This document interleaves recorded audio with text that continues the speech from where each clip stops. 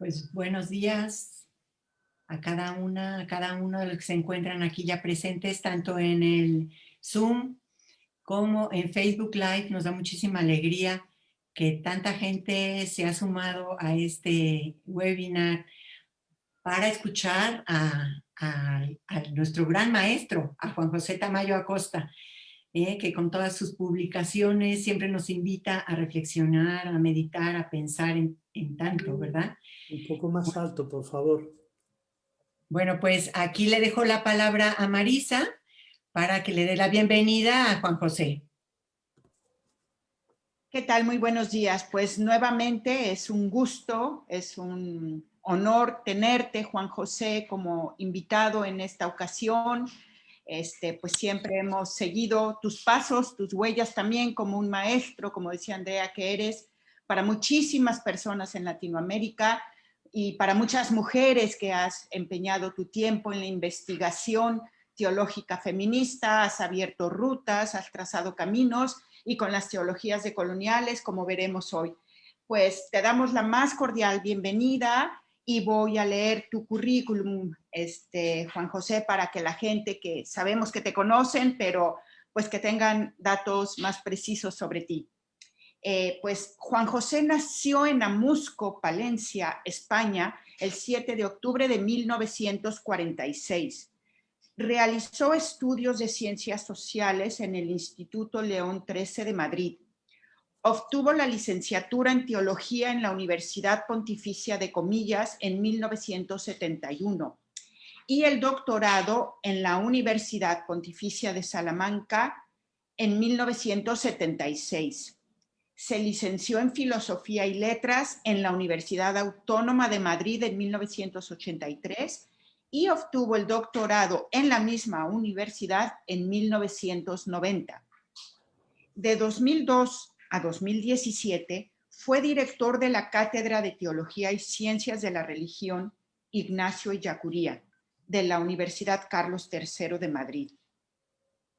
De 2017 a 2020 fue profesor emérito y actualmente imparte como profesor invitado la asignatura Política y Religión en el grado de Política e Historia de la Universidad Carlos III de Madrid.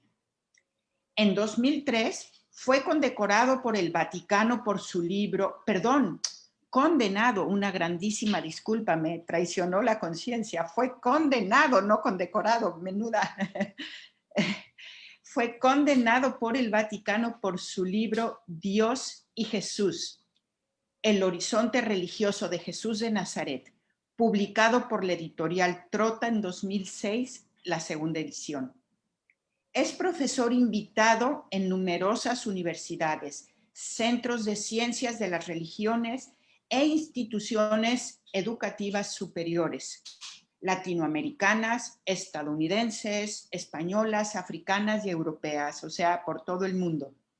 Es cofundador, miembro del Comité Científico e investigador del Instituto Universitario de Estudios de Género de la Universidad Carlos III de Madrid y miembro de la Asociación Clásicas y Modernas. Pertenece al Comité Internacional del Foro Mundial de Teologías y Liberación y es secretario general de la Asociación Española de Teólogos y Teólogas Juan 23. Juan José Tamayo es uno de los principales cultivadores y representantes de la teología de la liberación en Europa. Sus libros y estudios sobre el tema son obras de referencia a nivel mundial y son objeto de varias investigaciones. Es investigador en proyectos sobre sociología de la religión, filosofía de la religión, diversidad cultural y religiosa, historiografía del cristianismo, violencia contra las mujeres en las religiones, teología de la liberación, teología de las religiones, Islam, utopía y pensamiento utópico, teología decolonial, teologías del sur, teología feminista, dioses varones, masculinidades sagradas e inferiorización de las mujeres.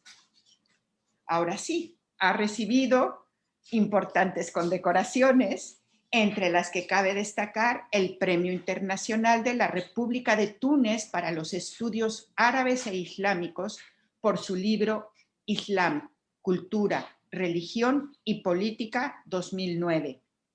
El Premio Islam y Convivencia en la primera Feria Musulmana de España en 2010. El Premio de la Fundación Siglo Futuro por su compromiso ético 2014 y el diploma y la medalla de la Liga Española Pro Derechos Humanos en el centenario de su Constitución 1914 a 2014. Por su compromiso y trabajo intelectual en favor del diálogo entre las religiones. Es autor de más de 70 libros, muchos de ellos traducidos a varios idiomas como el italiano, el portugués, francés, polaco y alemán. Entre los últimos cabe citar La teología de la liberación en el nuevo escenario político y religioso.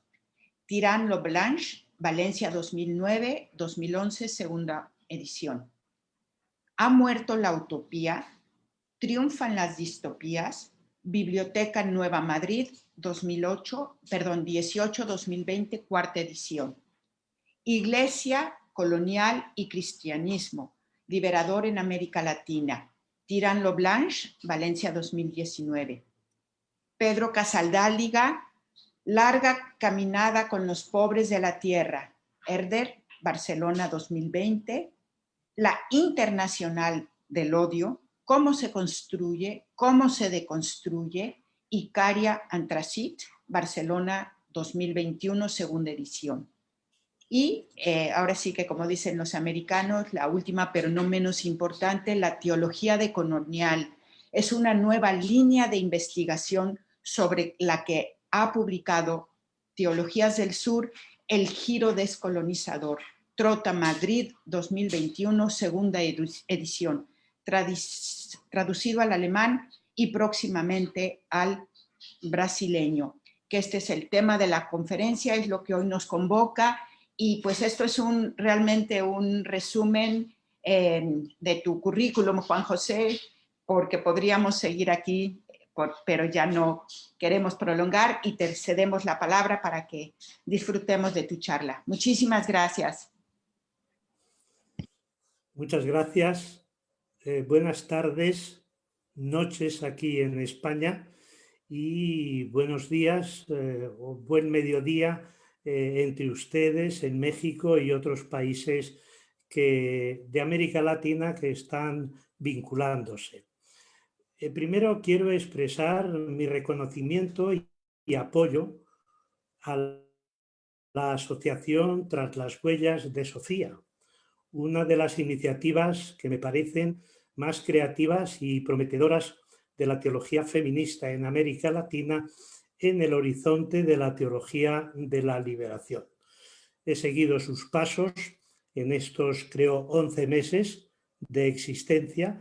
Es una recién nacida y al mismo tiempo, pues quiero expresar mi reconocimiento a las dos personas que me parece que son, pues, no sé, el alma y quien realmente protagonizan y están creando esta criatura, y en concreto Andrea Toca y Marisa Noriega, ¿no?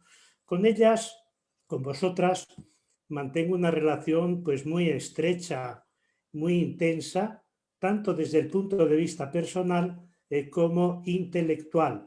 Y la verdad es que fluye esa amistad y esa relación precisamente por la sintonía.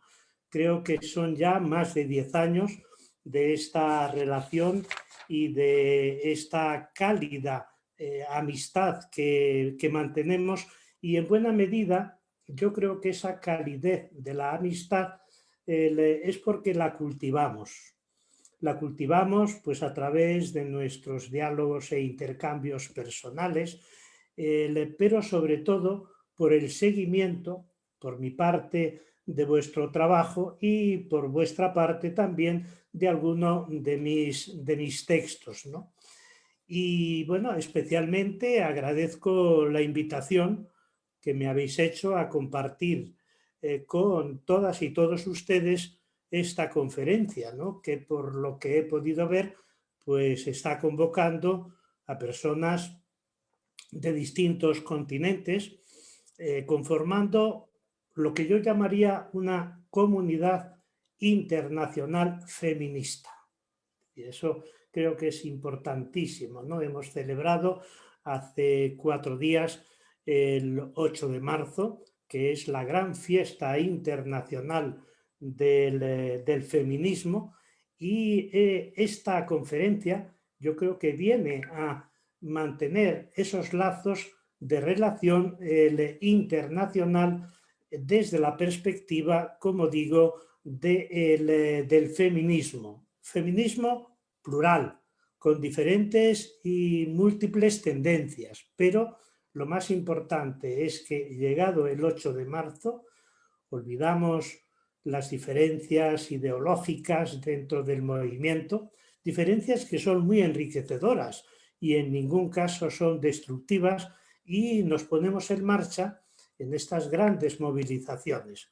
Además, quiero deciros con toda sinceridad que creo que en este momento, hoy, el movimiento feminista a nivel internacional es posiblemente el movimiento que mejor orientado tiene su itinerario y que mejor define sus objetivos. ¿Por qué? Porque concentra todas aquellas iniciativas, reivindicaciones, propuestas teóricas de los otros movimientos sociales, el movimiento ecologista, el pacifista, el movimiento indígena, etcétera, etcétera, ¿no?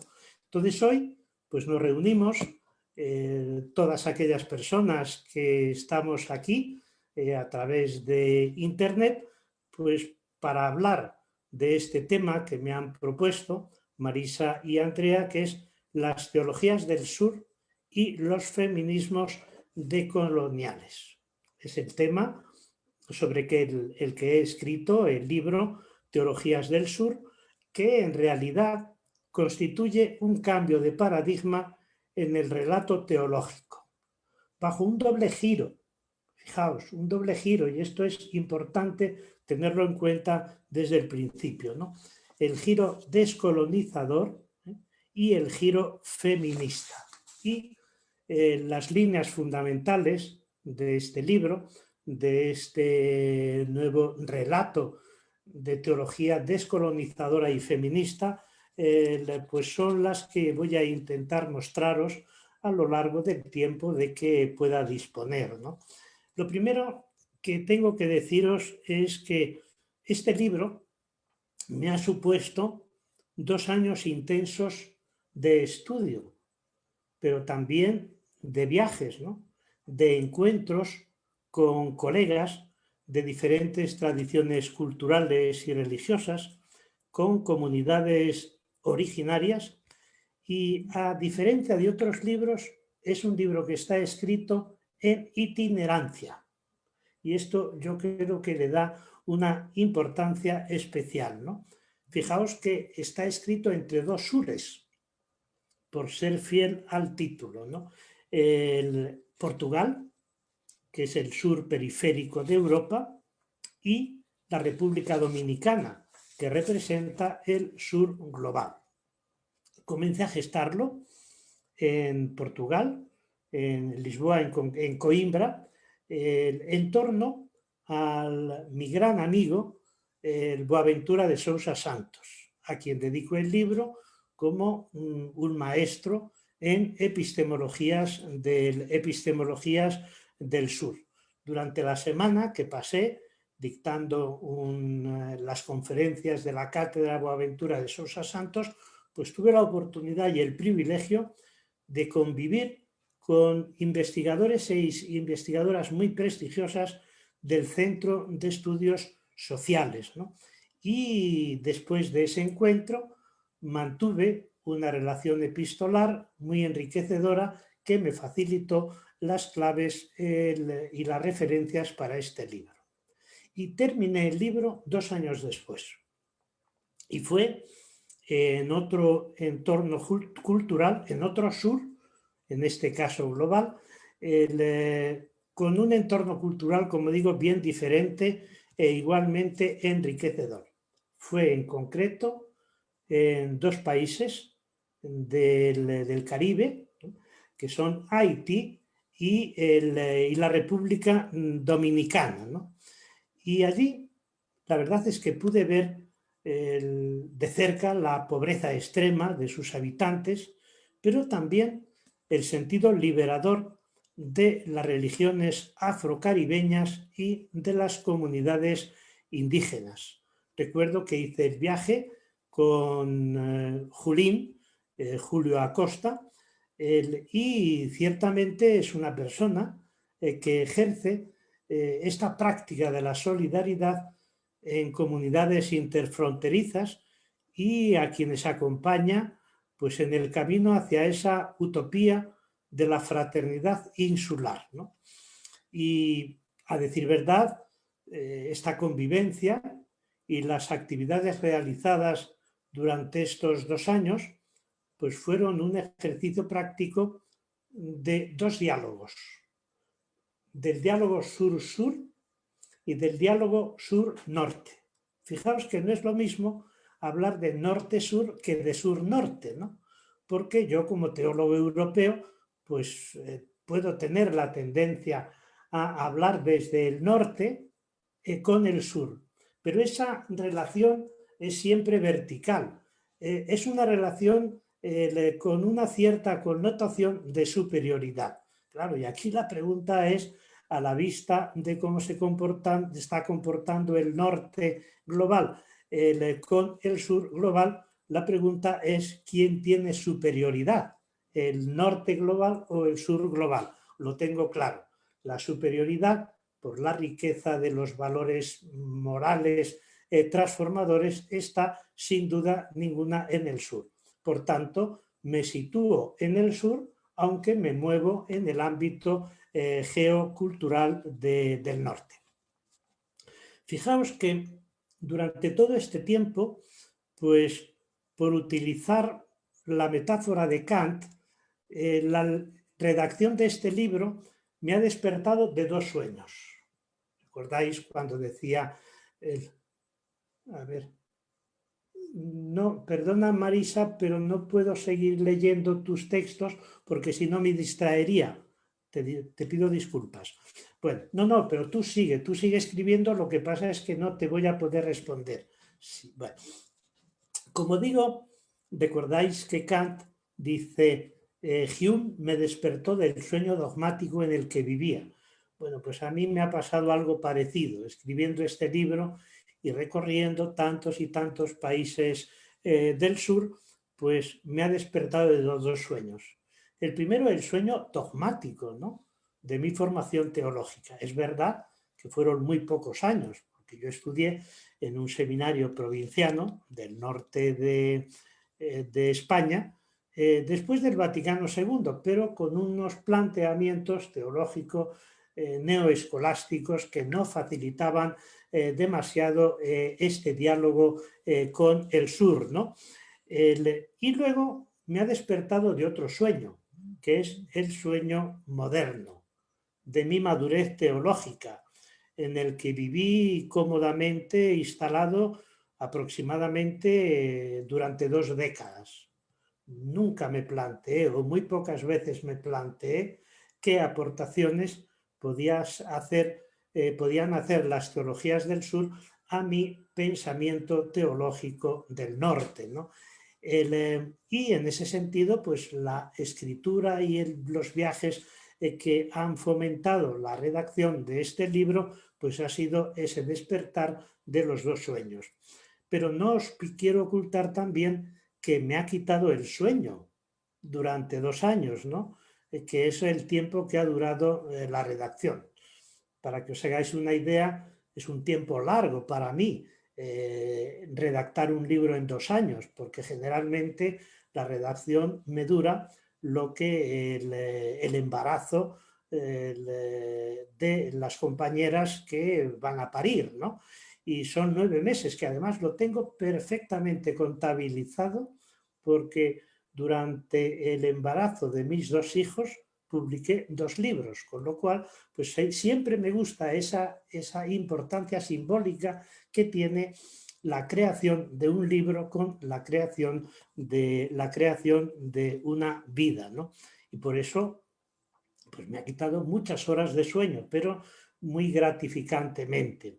Y finalmente, claro, me ha dado la oportunidad de realizar un sueño, otro sueño, que es el transitar por el sur global camino hacia la utopía de otro mundo posible. Y ciertamente creo que puedo decir que para mí la utopía está en el sur global. Si os parece, me gustaría explicar el sentido o el significado de esta expresión, de este sustantivo el sur. Cuando hablamos de sur, no nos estamos refiriendo en este libro de las teologías del sur al sur geográfico, ¿no? El que poco aporta o muy poco dice desde el punto de vista sociológico. Entonces, utilizo sur, y me hubiera gustado ponerlo en el título, utilizo sur global, pero se prolongaba demasiado, aparte de que acaso el concepto sur global pues no estaba suficientemente asentado para que la gente que viera el título pues se motivara a leerlo, ¿no? Entonces, ¿qué es en realidad para mí el sur global? Y en esto sigo el planteamiento de Boaventura de Sousa Santos, y creo que es clave para entender lo que son las teologías del sur y las epistemologías del sur. Es una metáfora, es un símbolo de la injusticia estructural y del sufrimiento sistémico de las clases y de los pueblos oprimidos.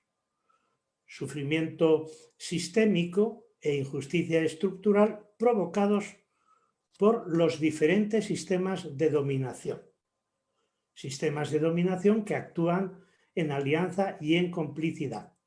El capitalismo, el colonialismo, el patriarcado, el imperialismo, los fundamentalismos de todo tipo, fundamentalismo político, económico, cultural, patriarcal, incluso fundamentalismo científico. Fijaos que es peligroso hablar de fundamentalismo científico, porque se te echan encima enseguida los científicos de las ciencias duras, ¿no?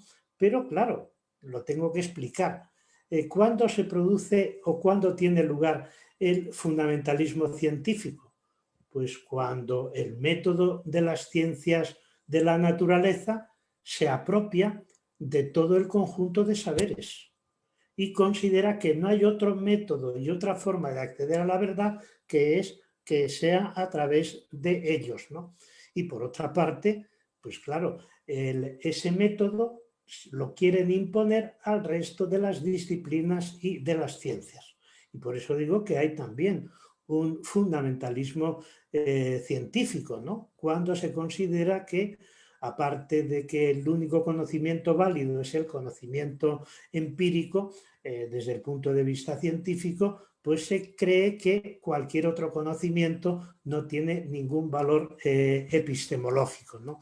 Y lo mismo cabe decir, pues, del racismo, de la xenofobia, del modelo de desarrollo científico-técnico de la modernidad, basado en la centralidad del ser humano, ¿no? Pero además de que es el símbolo, el sur global, de todos estos fenómenos de sufrimiento y de injusticia estructural, lo es también de las luchas contra dichos sistemas de dominación. Y entre esas luchas, las más importantes, sin duda ninguna, una de las más importantes es la lucha feminista, ¿no? Que viene desarrollándose con una gran fuerza, con unos resultados modestos, porque pareciera que los únicos resultados válidos son aquellos que se consiguen a través de la violencia, y el feminismo nunca ha recurrido a la violencia para defender sus planteamientos. Y en ese sentido, pues yo creo que hay que destacar que el sur global y el norte global no son dos fenómenos paralelos, sino que entre ellos se da una relación de causa a efecto, ¿no? O sea, el norte global constituye el centro del capitalismo mundial y el sur es el resultado y el efecto del norte producido por él. Aclarado entonces lo que entiendo por sur, como sur global, que me parece fundamental, porque si no, pues utilizamos la relación norte-sur a nivel geográfico, pero bueno, en ese sentido, Australia está en el sur geográfico, ¿no? Y Haití está en el norte, por tanto, pues no se dice para nada ningún elemento, diríamos, de carácter sociológico, político o cultural. El segundo aspecto que me gustaría clarificar sería el punto de partida de las teologías del sur descolonizadoras y feministas, ¿no? El punto de partida es dos constataciones: la de la pervivencia del colonialismo y la pervivencia del patriarcado. Por eso no me gusta para nada hablar de Estamos en una época de postcolonialismo. Estamos en una época de postpatriarcal. No me gusta. ¿Por qué? Porque si os dais cuenta, todos los post y todos los neos son una perversión de la marca original. Posmodernidad, pues es el camino totalmente opuesto a la modernidad, ¿no? Y lo mismo los neos, ¿no? El neoliberalismo, pues es, diríamos, el vinagre de un vino que en un primer momento era el liberalismo con un cierto componente humanista, ¿no? En ese sentido, pues yo creo que la independencia jurídica y la independencia política de las antiguas colonias no ha terminado con el colonialismo. Vivimos en una situación de colonialidad, que es el elemento que identifica la modernidad, ¿no? Y en ese sentido sigue vivo y activo el colonialismo en todos los campos que conocemos: el político, el económico, el cultural, el social, bajo formas incluso más sutiles de dominación. Y en ese sentido coincido con una prestigiosa antropóloga social que se llama Liliana Suárez Navad en la pervivencia del colonialismo y del patriarcado. Permítanme que les lea este texto, que me parece que es el más luminoso y que expresa mucho mejor que yo esta pervivencia. Dice: el colonialismo no es un periodo histórico superado, no es un fósil inerme, es una semilla que aún da sus frutos, reproduciendo una característica administración del pensamiento y sustentando un sistema de extracción de la mayoría de la explotación del planeta. Aunque el sistema político de los imperios coloniales, en sentido estricto, quedó felizmente en el pasado, sus secuelas están presentes en las nuevas formas de imperialismo económico y político y religioso, añado yo, liderado por capitalistas neoliberales en todos los rincones del mundo. Esta globalización tan trillada tiene efectos perversos para las mujeres.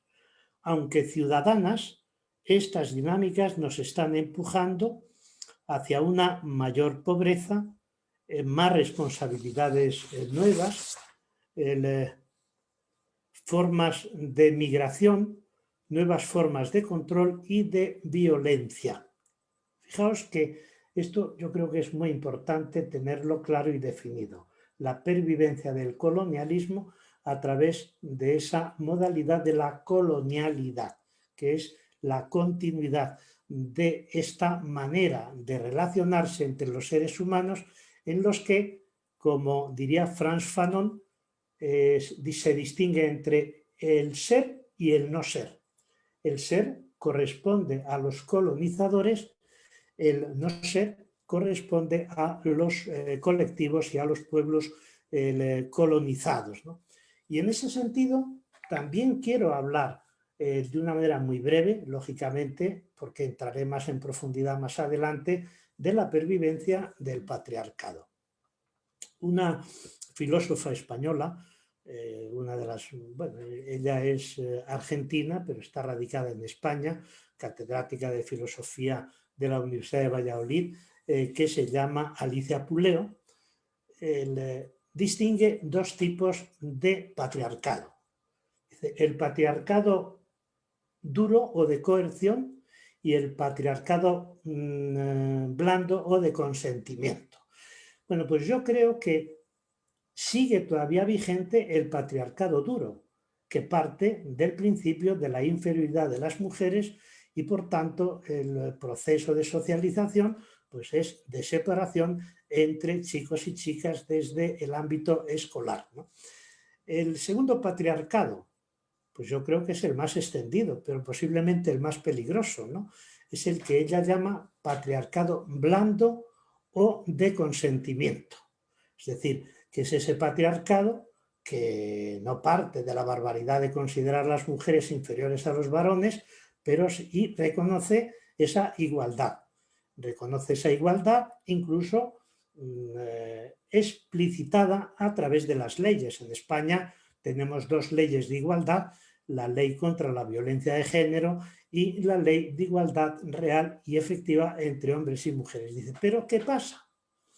Que si vivimos en sociedades formalmente igualitarias, en la práctica vivimos en sociedades que siguen discriminando a las mujeres. Siguen discriminando a las mujeres, ¿no? Pero claro, como dice Ana de Miguel, las mujeres son las que eligen libremente y deciden cuál es su camino. Y ella subtitula el libro El neoliberalismo sexual, el mito de la libre elección. Pero yo, con un cierto sentido del humor y utilizando el nombre de un grupo musical español, pues digo que hay un tercer patriarcado, que es el patriarcado extremo duro o de las religiones.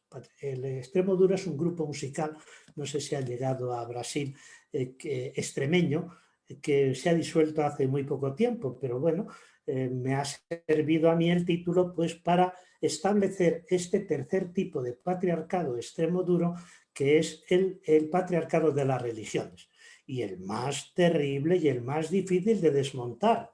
¿Por qué? Porque el punto de partida son los dioses varones que generan masculinidades sagradas y esas masculinidades sagradas inferiorizan a las mujeres y ejercen y legitiman la violencia contra ellas. Fijaos, por tanto, quién desmonta ese patriarcado. Dioses varones, masculinidades sagradas, violencia contra las mujeres. Y esa idea de ese triángulo me lo dio una gran feminista fallecida hace unos años, norteamericana, que se llamaba Mary Daly. Mary Daly, que el año 73 publicó un libro muy interesante, que no está traducido al castellano, creo, que se titula Más allá de Dios Padre. Y en una de las páginas, creo recordar, en la 19, desmentidmelo si tenéis el libro, no pasa nada, en una de las páginas hace esta afirmación: si Dios es varón, el varón es Dios. Entonces yo digo, patriarcado religioso, está legitimado el patriarcado político, el familiar, educativo, etcétera, etcétera, ¿no? Entonces, creo que es muy importante partir de este principio para elaborar las teologías del sur y vincularlas con los feminismos decoloniales, ¿no? Y claro, diría más, que Europa, desde hace siglos, constituye el epicentro del colonialismo moderno. Lo mismo que hoy, por ejemplo, Brasil puede constituir el epicentro de lo que yo llamo el Cristo neofascismo, donde gobierna la extrema derecha de Dios, pues resulta que en Europa nos encontramos con el epicentro de ese colonialismo, ¿no? Y fijaos que ese colonialismo pues le ha dado ese complejo de superioridad que en buena medida pues le lleva a pensar que tenía una misión regeneradora y redentora del mundo, pero esa arrogancia le incapacitó a Europa, y yo creo que sigue incapacitándola hoy, para descubrir los valores culturales, religiosos, éticos y estéticos de otras cosmovisiones. Me interesaba dejar claras estas dos piedras angulares de las teologías del sur y de las epistemologías del sur para pasar al tercer momento. Y es el momento de la crítica que hacen las teologías del sur a lo que Ramón Grossfogel, un gran científico social puertorriqueño, que enseña en la Universidad de Berkeley de Estados Unidos, lo llama así, el racismo epistemológico, ¿no? Entonces yo creo que es muy importante esta idea, ¿no? En toda construcción teórica siempre se trabaja con dos niveles o con dos categorías. La primera, la crítica o la deconstrucción de aquellos modelos que impiden la realización de nuevas alternativas. Y el segundo momento es la propuesta de alternativas. Pues bien, yo creo que en el caso de las teologías del sur, la crítica se dirige fundamentalmente, como digo, a ese racismo epistemológico, que luego explicaré, o como dice Miñolo, a la herida colonial. Fijaos que es una herida que todavía está sangrando y no hay manera de eliminar la sangría de esa herida, ¿no? O como dirá Boaventura de Sousa Santos, el epistemicidio, es decir, la crítica fundamental desde el punto de vista epistemológico se hace precisamente a estos modos de conocer que desprecian totalmente las maneras de conocimiento y de saberes de los pueblos originarios y consideran que el único modo de conocer es el modelo científico técnico que al final desemboca en tecnocracia, ¿no? Y de las tres expresiones, la herida colonial, racismo epistemológico y el epistemicidio, si bien me gustan las tres, yo doy preferencia a lo de epistemicidio. Me resulta siempre muy sugerente Boaventura por las palabras que crea, ¿no? Y por lo evocadoras que son esas palabras, ¿no? En realidad, cuando habla Boaventura del epistemicidio, ¿a qué se refiere? Pues al desprecio, a la minusvaloración de los saberes de los pueblos originarios, que no se atienen ni tienen por qué atenerse a la racionalidad moderna universal. Pero también la crítica se dirige a el universalismo que considera pues que la cultura europea y la cultura noratlántica, la cultura del norte global, pues es superior al resto de las culturas. Y claro, ¿qué dirán estas teorías de la colonialidad, modernidad, de las epistemologías del sur y de mi propia teología del sur? Pues que el universalismo es una particularidad más, ¿no? Es un fenómeno peculiar de una historia local, que es la historia de Europa. Decía Roger Garaudy, recuerdo haberlo leído en su libro El diálogo de civilizaciones, que Occidente en realidad es un accidente, accidente, ¿no? Y por eso no se entiende esa arrogancia y ese supuesto universalismo de nuestra cultura, cuando en realidad ni siquiera desde el punto de vista demográfico tiene significación cuantitativa, ¿no? Y por eso, pues yo creo que es verdad lo que dice Grossfogel, ¿no? Que detrás de ese universalismo se esconden, dice, intereses particulares de sujetos varones, heterosexuales, blancos, europeos y de clase media, ¿no? Y él dirá que el sujeto de esos discursos universalistas no tiene sexualidad, ni género, ni etnicidad, ni clase social, ni espiritualidad, ¿no? Más allá de la relación con el poder, ¿no? Entonces, ¿cómo establece la verdad este universalismo eurocéntrico? Pues a través de un monólogo. Fijaos que ya Habermas, en su libro Teoría de la Acción Comunicativa, pues dice que la verdad es dialógica. Nadie puede decir como el rey Sol, la verdad soy yo, la razón la tengo yo, ¿no? Bueno, pues, ¿cómo se ha construido ese universalismo del conocimiento en Europa? Pues a través de un monólogo consigo mismo, sin relación con nadie fuera de sí. Os daréis cuenta de que estoy siendo muy demoledor, pero también la demolición la hago sobre mí mismo, en los restos que puedan quedarme de ese universalismo, ¿no? Y en ese sentido, pues yo creo que el universalismo se utiliza para someter a otras culturas y formas de vida que son tenidas por bárbaras.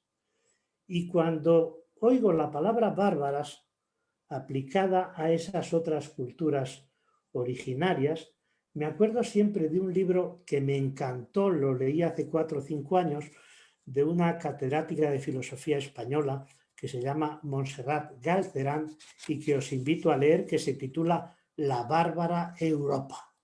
La verdad es que es un título demoledor, pero yo creo que en el fondo lleva razón, ¿no? O el otro libro de Todorov, ¿no?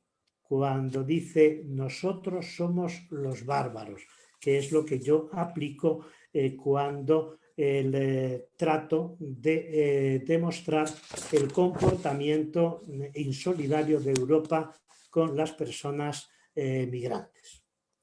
Y voy a poner 2 ejemplos de esta carencia de sentido universalista que tienen 2 autores y 2 expresiones, ¿no? Una es la famosa afirmación con la que comienza la filosofía moderna europea de Descartes: pienso, luego existo. ¿Quién iba a imaginar que un modesto teólogo español pudiera atreverse a criticar esta afirmación que se da por el principio del que no puede dudarse, como dice Descartes, ¿no?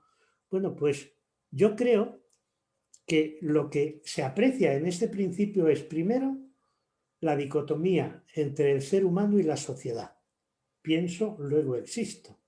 Por tanto, el pronombre personal de primera persona, del singular, y el verbo acompañando a ese sujeto singular.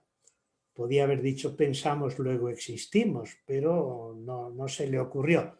¿Por qué? Porque rompe precisamente todo vínculo social del ser humano con el resto de los seres humanos. Podía, por ejemplo, haberse acordado, y seguro que lo conocía muy bien, las definiciones que da Aristóteles de persona. Dice, ¿qué es el ser humano? Un animal político y un animal de lenguaje, es decir, un animal que tiene la capacidad de comunicarse. Pero no. Él va a afirmar la existencia del individuo sin ninguna relación con la sociedad. ¿Y en qué va a desembocar eso? Pues en toda la tendencia individualista de la filosofía moderna o de la propia teología, ¿no? En el caso de la teología todavía peor, porque ya no es solo el individualismo, sino que es el individualismo espiritualista que no reconoce la corporeidad como elemento fundamental de la identidad personal. Pero es que va a establecer también otra dicotomía entre lo que es el ser humano y la naturaleza. ser humano en este axioma no tiene ninguna relación con la naturaleza, ¿no? Esta se convierte en un bien sin dueño del que el ser humano puede apropiarse y puede depredar. Claro, ¿en qué desemboca esta afirmación de Descartes a lo largo de toda la modernidad europea? Pues esta afirmación es condición necesaria para la expansión del capitalismo, ¿no? Y confiere legitimidad para la apropiación ilimitada y para la explotación de la naturaleza, ¿no? Y en este sentido, ¿qué es la razón para Descartes y buena parte del pensamiento moderno europeo? Pues tiene la característica es que es intelectualista, es fría, ¿no? No está mediada por la corporeidad ni por las emociones. Al mismo tiempo es colonizadora. Me gusta mucho la traducción que hacen Enrique Dussé y Grossfogel de este principio de Descartes. Por ejemplo, Dussel dice: la traducción de pienso luego existo a la vista de las consecuencias que ha tenido sería conquisto luego existe, luego existo. O sea, la conquista como condición necesaria para la existencia y al mismo tiempo como condición necesaria para negar el ser a las personas colonizadas. Pero es que Grossfogel va mucho más allá y en el fondo tiene razón. Y es más radical todavía. ¿Y cómo traduce pienso luego existo? Extermino luego existo. No tiene que sorprendernos, porque esa fue la lógica de la colonización española en América Latina, en la vieja Abya Yala, y también la colonización portuguesa y luego las colonizaciones posteriores en África sobre todo. Claro, fijaos por tanto cuál es el resultado de esta afirmación. Pienso, luego existo. La colonización, la destrucción de las culturas autóctonas, la apropiación de la tierra, y todo esto es inherente a la modernidad. Es terrible, ¿no? Poner a la modernidad delante de su espejo y hacerle ver que el mito que se ha construido sobre ella, que en relación con la idea de democracia, de progreso, de pluralismo, de secularización, pues queda reducido precisamente a eso. La segunda afirmación, que, bueno, pues la verdad aquí sí que tengo que decir que me comporto con una osadía que yo creo que puedo justificar, pero claro, enfrentarme con Kant, fíjense ustedes lo que supone de arrogancia por mi parte, pues lo hago con toda humildad, pero ustedes díganme, una vez que hago la crítica de Kant, si llevo razón o no, y si no la llevo, no pasa absolutamente nada, ¿no? ¿Cuál es la definición que da Kant de la ilustración? Dice, creo recordar, salida del ser humano de la minoría de edad en la que se encontraba de manera culpable. ¿Cuál es la consigna de la ilustración? Atrévete a pensar y no te guíes en tu pensamiento y en tu práctica por autoridades superiores, por textos revelados, por tutores, sino piensa por ti mismo. Me parece que es uno de los principios más luminosos del pensamiento moderno europeo. Y no hay que ponerle ningún obstáculo, es decir, qué maravilla, ¿no? Decir que el lema de la ilustración es atrévete a pensar, siéntete libre de toda dependencia que te impida pensar desde tu propia conciencia y desde tu propia mente. Y segundo, otra gran aportación de Kant, ¿no? El cosmopolitismo, el internacionalismo, ese universalismo. Pero claro, hay trampa en esta idea de la ilustración y en esta concepción del cosmopolitismo. Lo mismo que en el concepto de razón de Kant. ¿Por qué? porque es excluyente, primero, de las mujeres y segundo, de las personas nativas de los continentes colonizados, expresamente de los asiáticos, de los americanos y de los africanos. Excluyente de las mujeres, ¿por qué? Hay un libro que a mí me atrajo mucho desde joven, porque es bellísimo, bueno, me parecía bellísimo hasta hace 4 o 5 años, cuando empecé a trabajar las teologías del sur y las epistemologías del sur. Se titula, es un librito pequeño, Reflexiones sobre lo bello y lo sublime. Pues en ese libro he encontrado esta perla, que casi me sé de memoria porque es muy fácil de retener. Una mujer letrada tenía además que tener barba. Y para que alguien sea filósofo, tiene que ser varón. Y lo dice con toda claridad. Y lo dice en este texto que me he preocupado de confirmar explícita y directamente porque recuerdo que hablando de este tema en el Foro Social Mundial de Salvador de Bahía del año 2018, pues hablé de este tema, hice la cita de este libro y un kantiano, no recuerdo de dónde era, me parece que uruguayo, me dice: Tamayo, estás falseando a Kant. Esto me parece que es una falta de rigor intelectual. Y claro, yo en ese momento no tenía la cita, ¿no? Pero claro, me faltó tiempo para llegar a España y le dije: oye, ¿me das por favor tu correo electrónico que te voy a contestar?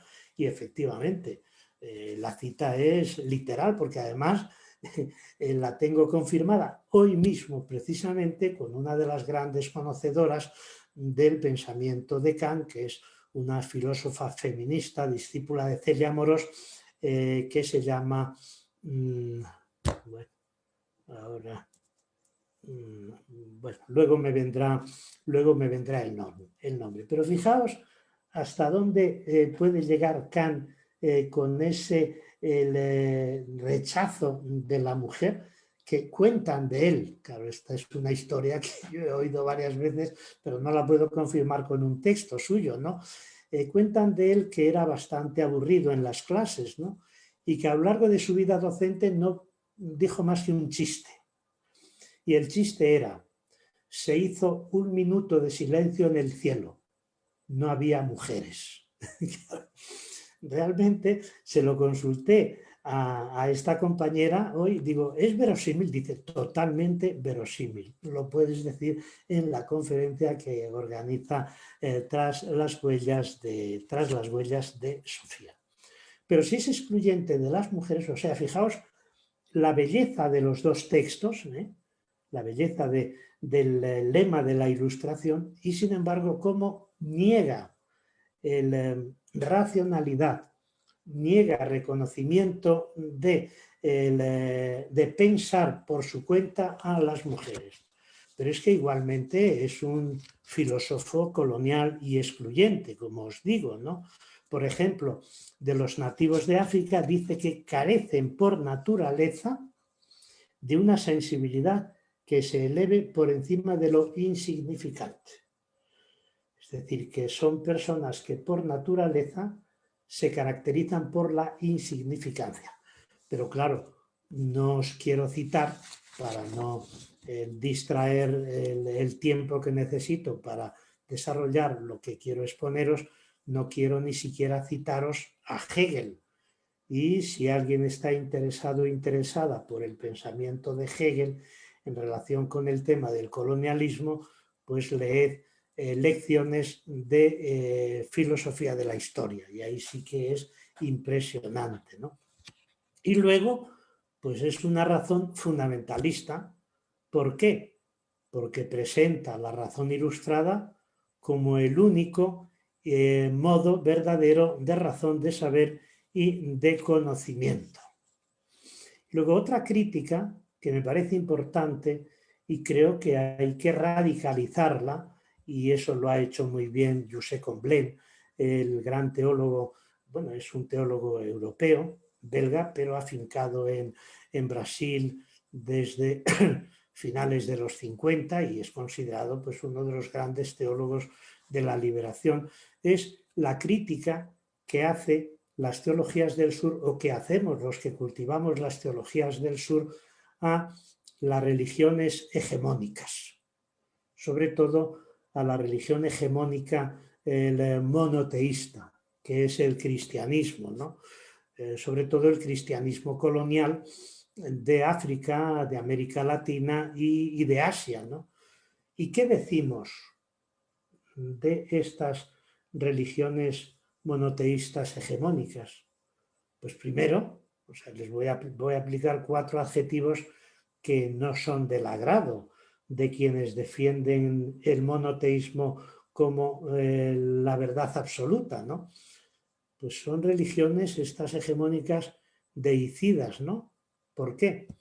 Porque imponen el monoteísmo como la única forma y más perfecta de religión y mata a los dioses y a las diosas de los pueblos originarios. Antes decíamos que había que odiar a los judíos porque eran deicidas, ¿no? Bueno, pues en este caso pues hay que criticar precisamente a estas religiones hegemónicas porque imponen el monoteísmo, pero no el monoteísmo ético, que se traduce, como bien sabéis, en la tradición profética e islámica, conocer a Dios es practicar la justicia, no, sino que es el monoteísmo metafísico, ¿no? Que no tiene nada de ético, ¿no? Luego, segundo, pues son religiones violentas, ¿no? ¿Por qué? Pues porque van en contra de las formas de vivir la espiritualidad de estos pueblos. Tercero, son religiones esclavistas que en el caso de América Latina han legitimado las encomiendas y la esclavitud, y en el caso de África, pues la esclavitud de los negros llevados a millones a América, ¿no? Yo recuerdo que en uno de los foros sociales mundiales en los que participé en Senegal, visité una isla que se llama la isla de Doré, que se llama también la isla de los esclavos, de donde salían barcos cargados de esclavos negros para América, ¿no? Y realmente es escalofriante, ¿no? Cuando te hablan de que de ahí salieron 15 millones. Y eso por mor del dios del monoteísmo, ¿no? Y luego lo mismo que he dicho antes del pensamiento moderno europeo, pues también hay que decirlo de estas religiones hegemónicas monoteístas, ¿no? Que son fundamentalistas porque no reconocen más que una única religión verdadera, que es el cristianismo, pero además impuesto por la fuerza con la espada, en alianza de la espada con la cruz. Y quien mejor y de manera más original, a mi modo de ver, y brillantez literaria desarrolla esta idea es Eduardo Galeano. Eduardo Galeano, en un poema, este año celebramos el 5º aniversario de su fallecimiento, no, el año 2020, él muere el año 2015. Eduardo Galeano tiene un poema que se llama Los Nadies, que seguramente conocéis. Dice: los nadies, los hijos de nadie, los dueños de nada, los nadies, los ningunos, los ninguneados, corriendo la liebre, muriendo la vida, jodidos, rejodidos, que no tienen aunque sean, que no hablan idiomas sino dialectos, que no profesan religiones sino supersticiones, que no hacen arte sino artesanía, que no practican cultura sino folclore, que no son seres humanos sino recursos humanos, que no tienen cara sino brazos, que no tienen nombre sino número, que no figuran en la historia universal sino en la crónica rosa de la prensa local, los nadies, que cuesta al menos que la bala que los mata. Entonces él dirá que la cultura dominante admite a las culturas indígenas y africanas como objeto de estudio, pero no lo reconoce como sujetos de la historia. Tienen folclore, pero no cultura. Practican supersticiones, pero no religiones. Hablan dialectos, pero no idiomas. Hacen artesanía, etcétera, etcétera. Y yo añado lo siguiente, esto es de mi propia cosecha. Son naturaleza salvaje, no cultivan la naturaleza. Tienen ídolos, no dioses. Practican cultos idolátricos, no ritos sagrados. Tienen supersticiones, no sacramentos. Poseen usos ancestrales, no conocimientos. Hacen magia, no ciencia.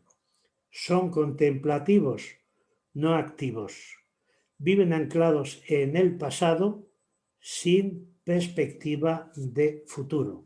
Es una retraducción de este poema de Eduardo Galeano aplicado de manera especial a las religiones. Y yo creo que es verdad, cuidado, tengo que aclarar que esa no es una afirmación mía para identificar a los pueblos originarios con estas características, porque ya me pasó hace unos años en una conferencia que completé el texto de Galeano con otras afirmaciones y un señor protestó, levantó la voz, se levantó en la sala, era presencial, y me dijo: no le tolero que usted insulte a los pueblos originarios. Me parece que es... Y me insultó y me atacó y le dije: oiga, mucho cuidado, que usted me parece que no ha entendido, sino es todo lo contrario, que eso lo pongo en boca de las religiones hegemónicas y de las culturas hegemónicas. Claro, en estas está, yo creo, todavía hoy la teología del norte global. Teología con estas características y con algunas excepciones, ¿no?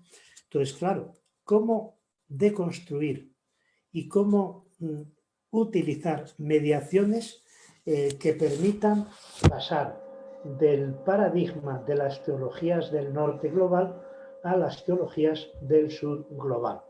Pues claro, yo creo que hay que utilizar nuevos estudios y nuevas teorías críticas, ¿no? Y entre ellas yo he trabajado para elaborar este programa de las teologías del sur, primero la crítica del orientalismo de Edward Said, este gran intelectual palestino, ¿no?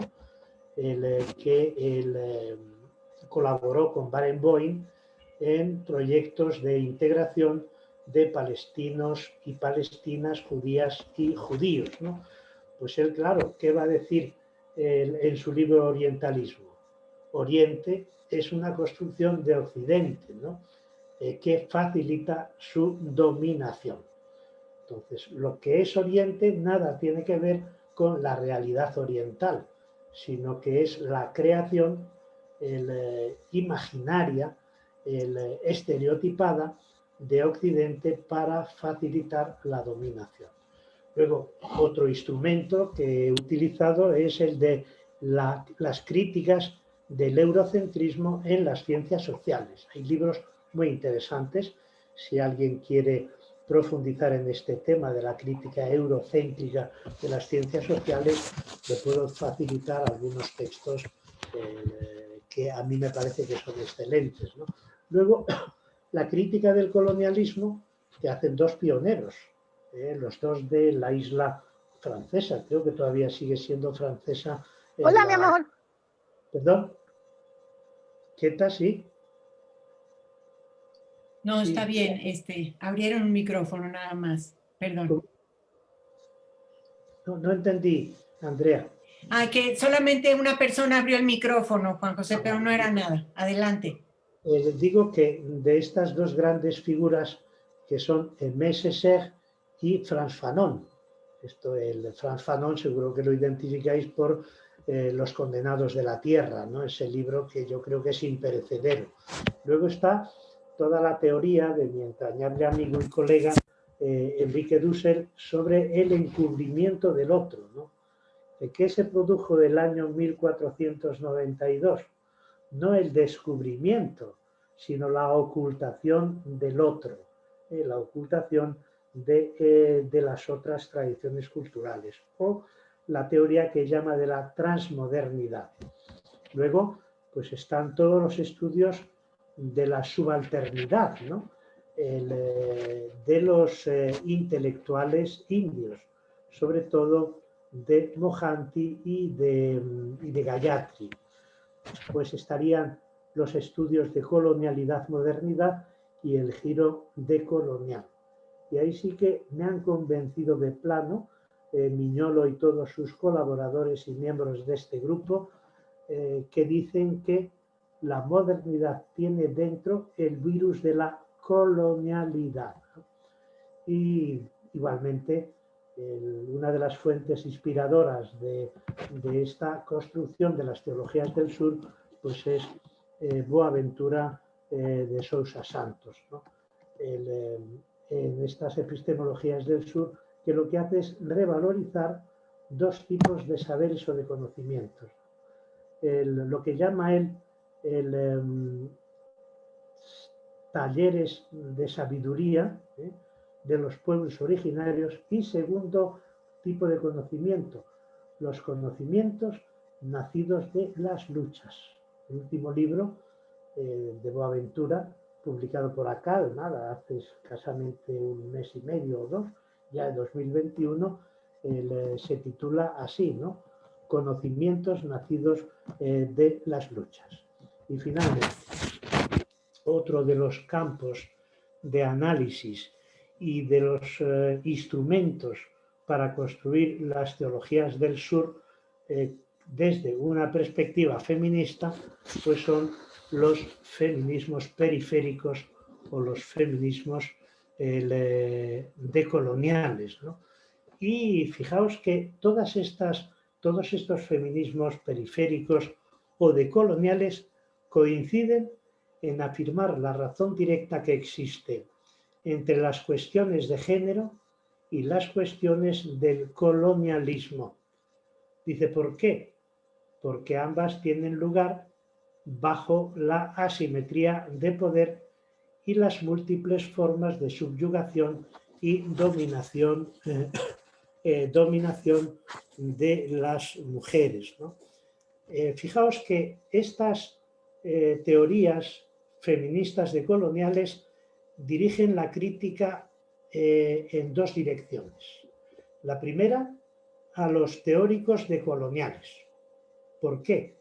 Les dicen, miren ustedes, están ejerciendo una crítica del colonialismo y de la colonialidad desde la perspectiva androcéntrica. Claro, dice, porque ustedes descuidan los análisis de la colonialidad o en la parte de las cuestiones de género, y por tanto ofrecen una visión totalmente androcéntrica, ¿no?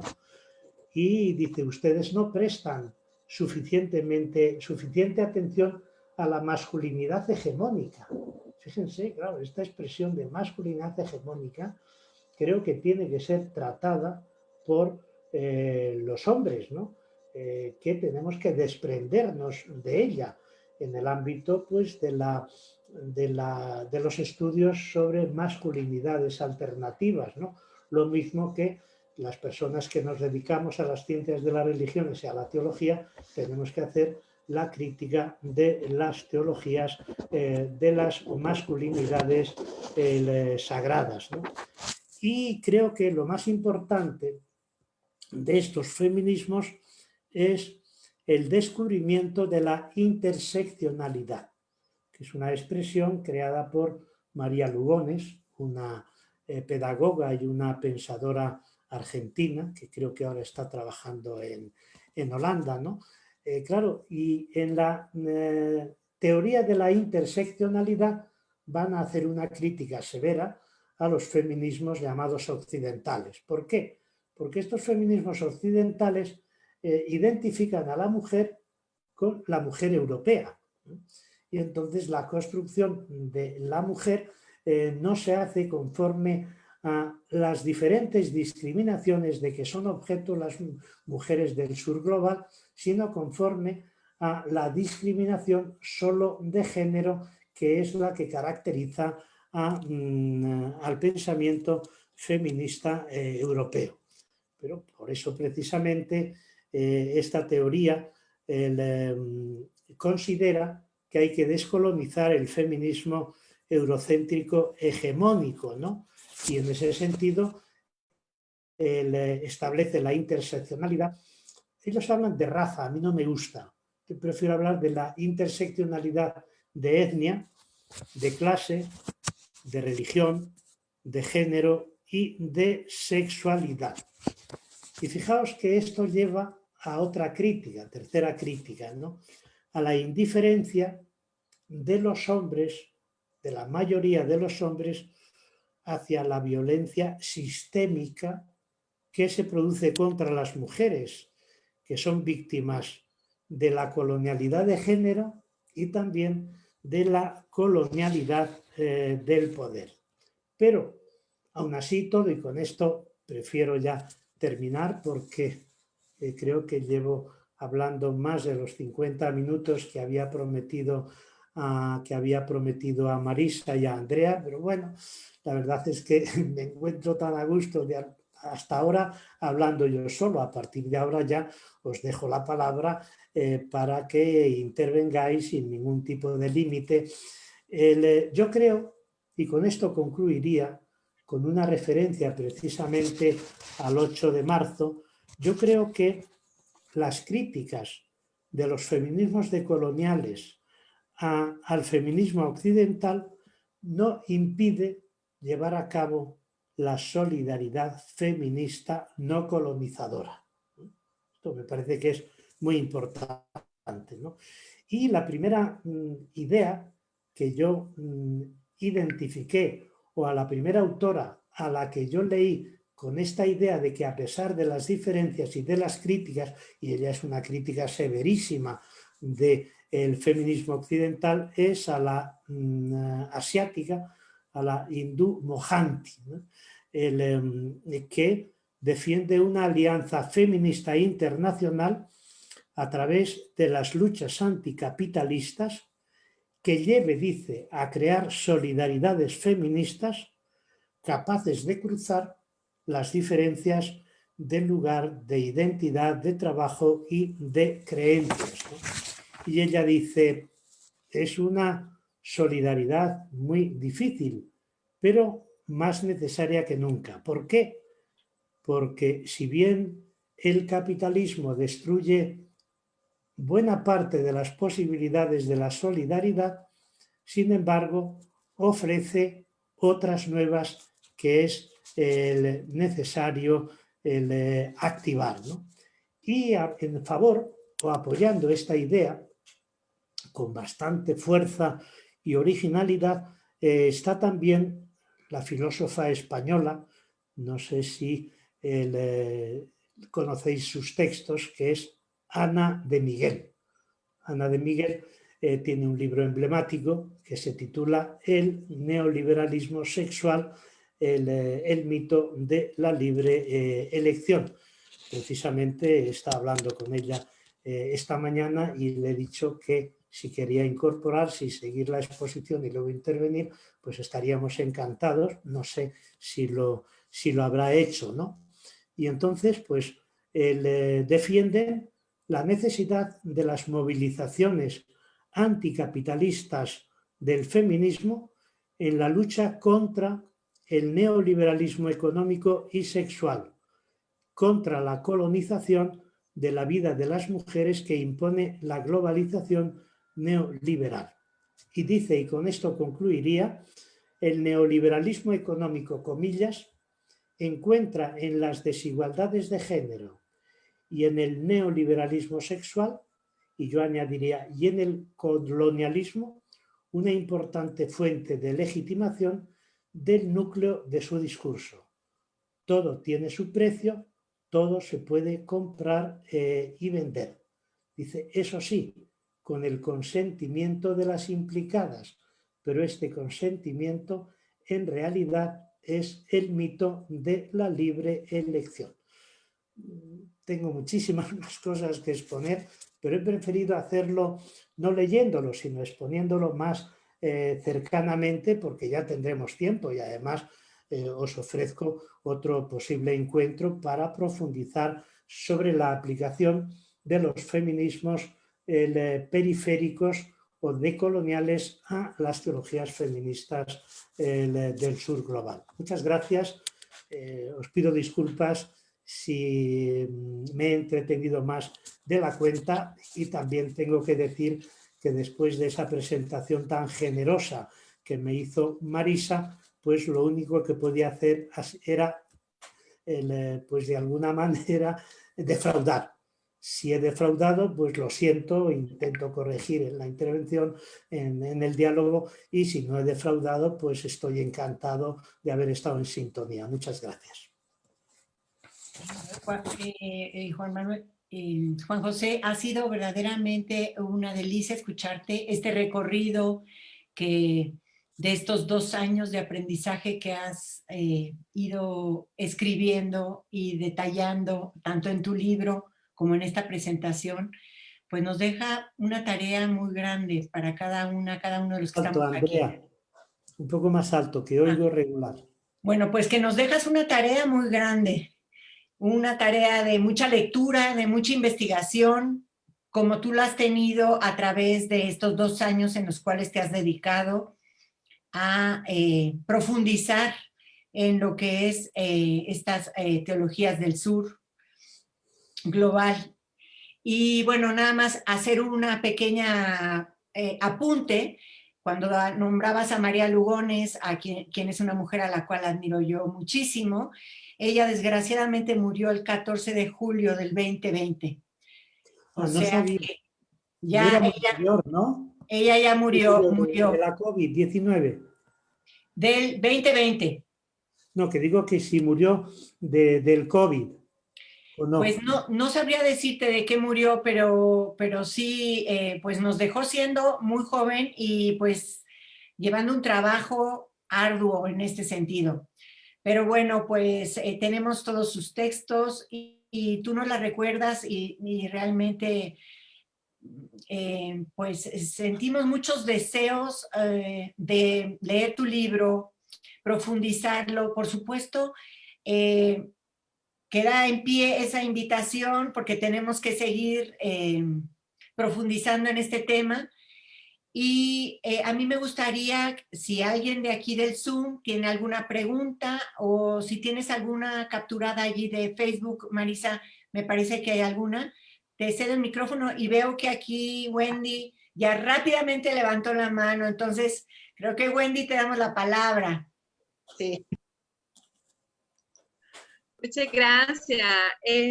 Bueno, yo estoy honrada de estar acá compartiendo con todas ustedes y con Juan José Tamayo, porque yo lo tomé de referencia para un ensayo que escribí para la FTL, la Fraternidad Teológica Latinoamericana, sobre la teología feminista. Entonces sentía que necesitaba estar acá y conocerlo y escucharle de primera mano por ya la bibliografía que había tenido, pero creo que está muy a tono a lo que usted ha escrito. Me surgió un comentario y pregunta al mismo tiempo. Yo estuve en un curso con unas compañeras teólogas. Yo no soy teóloga, yo hice un seminario ahí en la iglesia y me excomulgaron porque le pregunté a un pastor que cómo era eso de la divinidad. Y estaba cursando filosofía en la universidad y hablaron un poco acerca de los griegos y de cómo habíamos copiado esta idea de la Trinidad. Y yo se lo compartí al pastor del Instituto Bíblico y me mandó a bautizarme de nuevo y me sacó del instituto. Y yo me salí del Instituto Bíblico. Entonces, solamente como para comentar este tema de violencia religiosa, que muchas veces las mujeres somos objeto, porque como yo apuntaba en mi ensayo, entre los hombres está esta discusión, está esta retórica de poder discutir aspectos teológicos, pero cuando una mujer hace preguntas o cuestiona dogma, ahí ya es otra cosa, ¿no? Y se hace ver más este asunto del abuso religioso. Entonces, con las compañeras de un movimiento que se llama Teología Sin Vergüenza, estábamos hablando acerca del abuso religioso.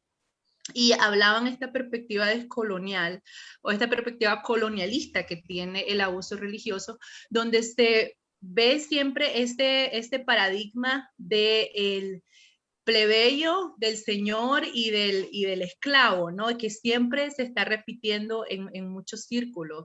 Y en ese sentido también nosotras las mujeres, cuando no hemos sanado estos procesos, lo volvemos a repetir, ¿no? Siempre está como yo soy superior, yo creo esto y luego la otra persona está en otro nivel inferior. Entonces, mi pregunta a usted, Juan José Tamayo, tiene que ver con cómo desconstruir este sistema violento desde una perspectiva interseccional, desde una perspectiva feminista, cuando es tan grande, ¿no? La violencia religiosa siento que la sentimos sobre todo a nosotros las mujeres, o sea, ¿cómo puede ser en algunas pistas para ir desconstruyendo esta violencia religiosa en todos los sentidos?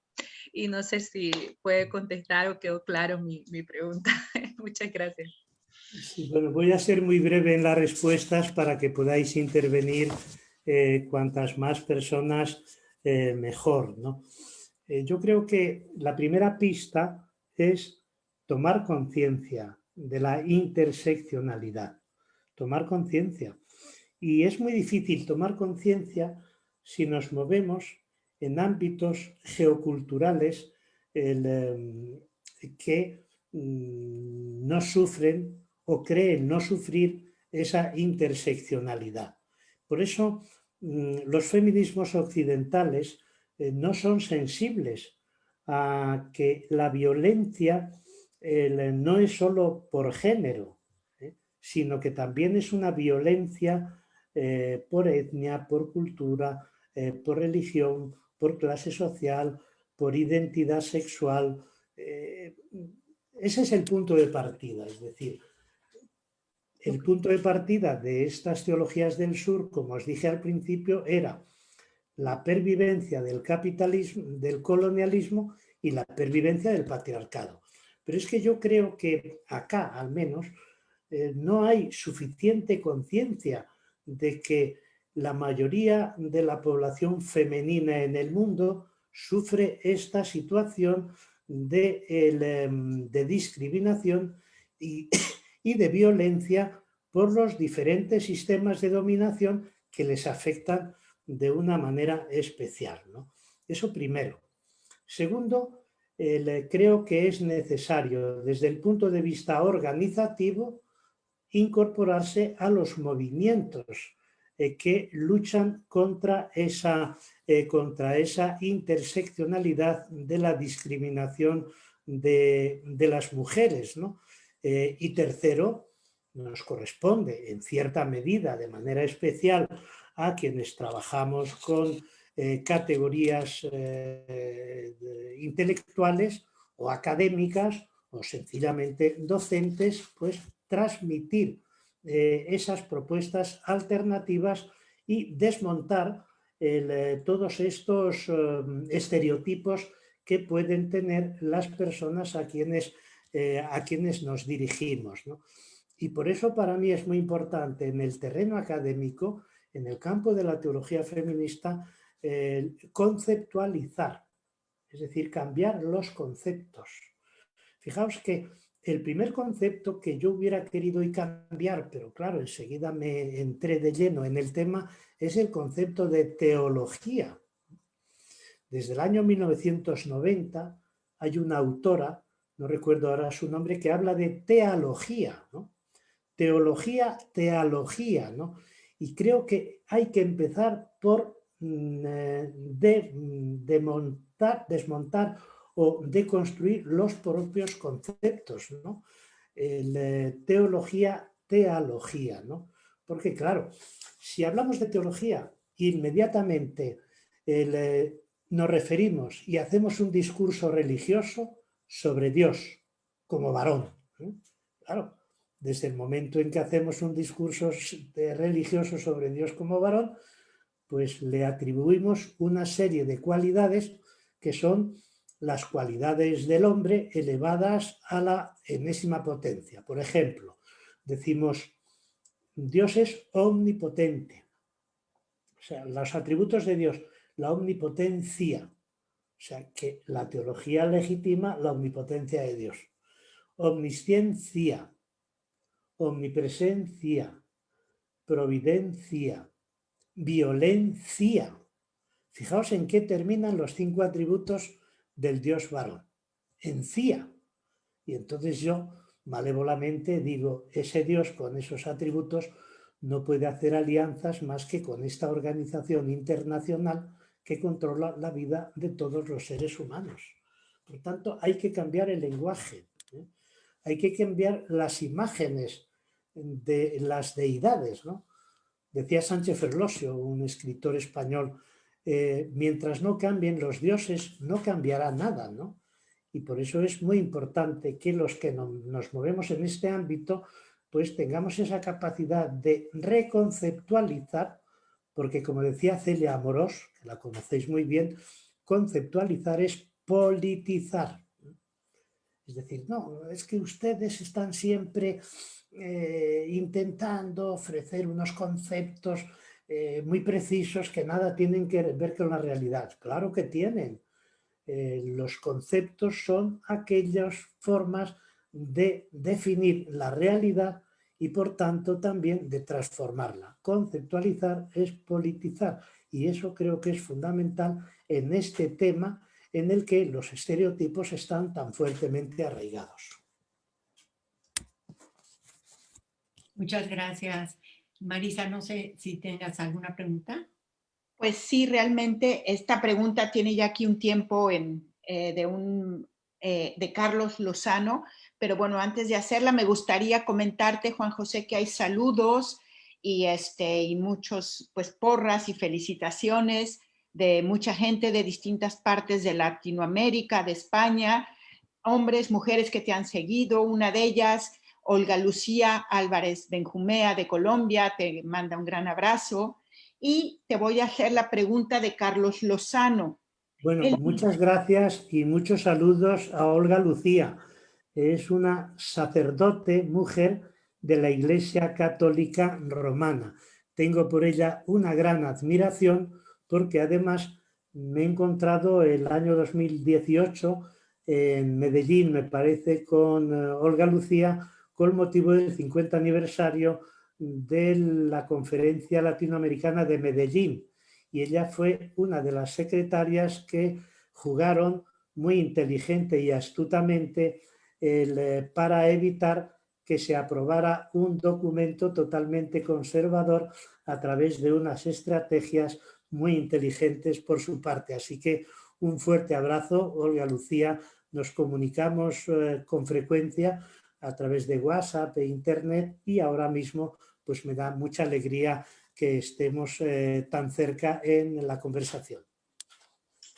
Gracias, Juan José. Pues esta pregunta, repito, es de Carlos Lozano, un seguidor también. ¿De quién, perdón? Carlos Lozano, pero él no nos pone de qué parte de dónde es, pero si me está escuchando, a ver si lo puede escribir, porque puso esta pregunta hace 41 minutos, Juan José, muy al principio de tu exposición. Él pregunta lo siguiente: ¿qué impacto ha tenido el feminismo en el clericalismo eclesial varonil en la realidad española en la que se mueve, en la que te mueves tú? ¿Es posible encontrar una epistemología que dialogue con ese dogmatismo varonil sacerdotal? Bueno. Nos está respondiendo que es de Chihuahua. Ah. ¿Perdón? Que Carlos Lozano es de Chihuahua. Ah, muy bien. Pues nada, Carlos, me encantará en mi próximo viaje a México encontrarme contigo. Ya tengo una invitación para ir a Monterrey, a una de las sedes de la Ibero. Está también participando en el diálogo mi entrañable amigo Luis Madaria, no sé si lo conocéis, que tiene una fundación que se llama Nuestra América, me parece, y que promueve cursos de teología, uno de los cuales lo dirigí yo hace 3 años. Y bueno, pues me encantará, Carlos, viajar a Chihuahua para darte un abrazo y para profundizar en la respuesta a tu pregunta, que la voy a hacer ahora mismo pues muy telemáticamente y además en forma de aforismo, ¿no? El clericalismo yo creo que se encuentra en las antípodas del feminismo. Y el clericalismo es la instalación del clérigo en el poder y en la dominación de aquella parte de la comunidad cristiana que se le ha asignado pastoralmente.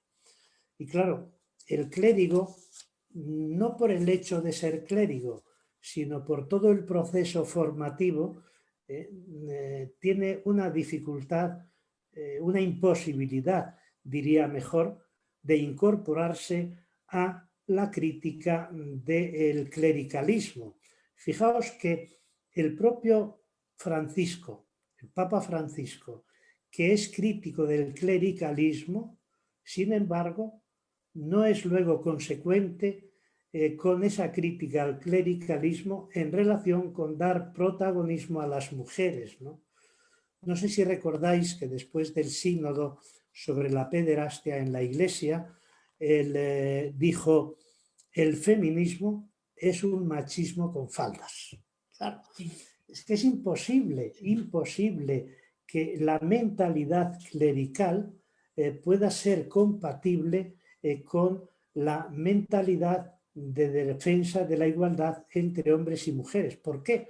Porque el clérigo, que ha pasado 12 años en un seminario, ha sido educado en la asimetría de poder y en ningún caso ha sido formado en unas estructuras dialogantes, igualitarias, sentados al mismo nivel, sino que él siempre está colocado en la parte de arriba, ¿no?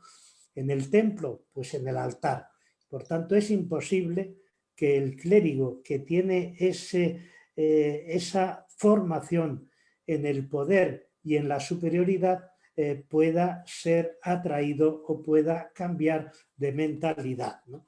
Y bueno, creo que para cambiar de mentalidad y dejarse influir por el feminismo y por la crítica, tiene que hacer la crítica de su propia masculinidad.